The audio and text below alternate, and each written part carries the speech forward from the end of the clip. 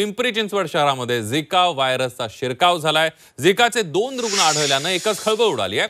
पुण्यापाठोपाठ पिंपरी चिंचवडमध्ये झिका व्हायरसचा शिरकाव झाल्यानं आरोग्य यंत्रणा सतर्क झालेली आहे। अधिक माहितीसाठी जाऊयात, आपले प्रतिनिधी कैलास पुरी आपल्या सोबत आहेत। कैलास, पिंपरी चिंचवडमध्ये डेंग्यूच्या रुग्णांची संख्या सातत्याने वाढत होती, त्यामुळे पिंपरी चिंचवड महानगरपालिकेकडून तपासण्या सुरू होत्या आणि या तपासण्या चालू असतानाच पिंपरी चिंचवड शहरामध्ये झिकाचेही 2 रुग्ण असल्याचं समोर आलेलं आहे। त्यानंतर महापालिकेची आरोग्य यंत्रणा सतर्क झालेली आहे।